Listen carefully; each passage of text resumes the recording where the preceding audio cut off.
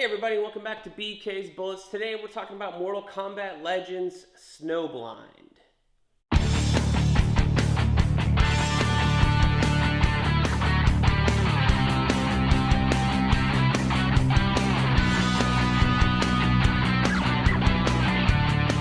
Hey everybody, and welcome back to BK's Bullets. As always, I'm your host, Brent, and today we're talking about the animated movie Mortal Kombat Legends Snowblind. Alright, so this is the third of the series that we've had. We had Scorpion's Revenge, then we had, what's the second one called? It had Liu Kang on the cover.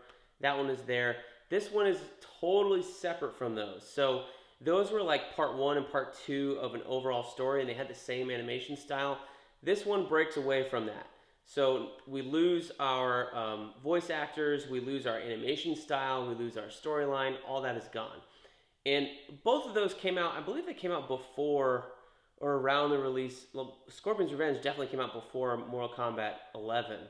And I feel like the second one came out right around the release of Mortal Kombat 11. But since that's, a couple years back, now we're into something else. So this one takes direct kind of inspiration from Mortal Kombat 11 from a character ending.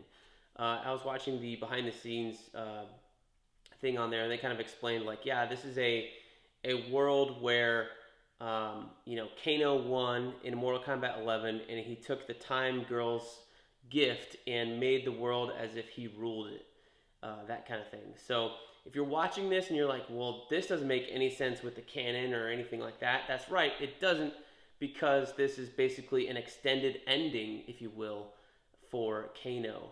And then it kind of goes the wrong way, and but Kano is not the main character like Kenshi is, as well as old Sub-Zero, the brother, not the original. But Kano is the villain, and it's made pretty clear towards the end that the world is the way it is because of Kano. So if you haven't played Mortal Kombat 11, you can still watch this. It's still fun. There's some timey-wimey stuff.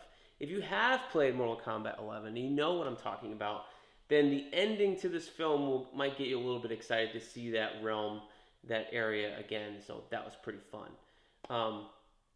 Everybody's kind of Mad Maxed out, Kano is super cybernetic, not just with the face. He's got a cybernetic arm. Everybody's wearing furs and leathers and spikes. You have some characters that I did not recognize from other Mortal Kombat games. I played 1, 2, and 3 a long time ago when I was a kid, and then I've played 9, 10, and 11, or X, if you want to call it Mortal Kombat X. I've played the last 3.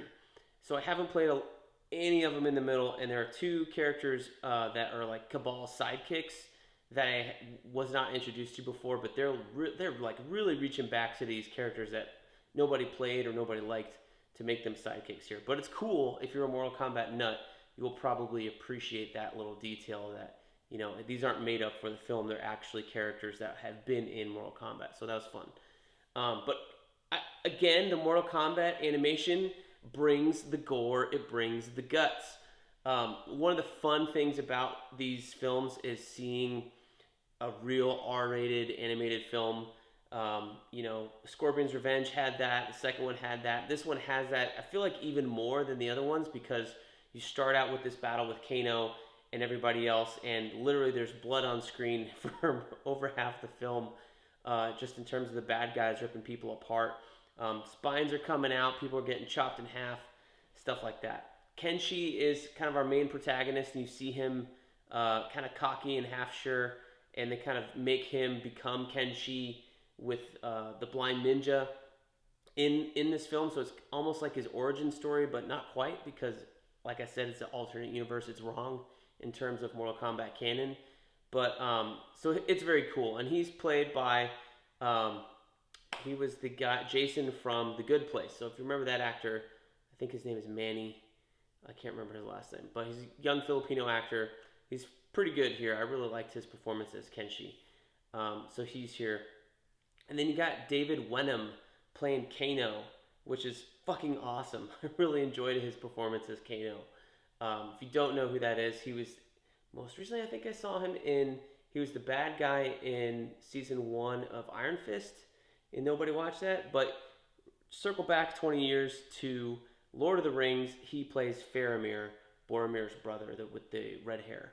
So that's David Wenham. He's from New Zealand or Australia, I believe, but phenomenal actor. Does a great job here as Kano. Really sinks his teeth into this villainous role.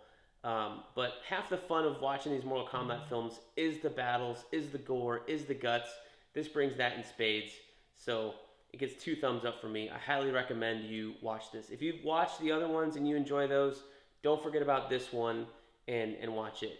Now, it's called Snowblind, so you probably think it's more of a Sub-Zero film, and it kind of is and it isn't. The ending involves Sub-Zero and Kenshi and some other characters, but it's really, like, I gotta say, it's kind of Kano's film in a little bit.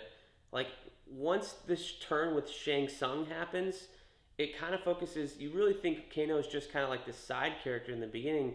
Once Shang Tsung's turn happens, you're like, wow, okay, I did not think that was going to happen. And then you realize that this is more about Kano being a villain or supervillain, and like the need to defeat him. So whoever does it, whether it be Kenshi or Sub-Zero or this third character, it doesn't really matter. But you kind of invested all the way through. So that was a lot of fun, the way that they kind of turned it. It made you think that something was going to happen, and then it didn't. And then it turns out Kano was more powerful than we thought, and then you find out why towards the end of the film. So let me know if you guys have watched this. I think you're great. I love these Mortal Kombat films. As long as they keep the blood and guts and fun coming in, I will continue to watch them. I believe this is also on HBO Max right now. So check it out and let me know down below if you thought this was as awesome as I did. So thank you guys for watching. We'll see you guys next time in the Funny Pages.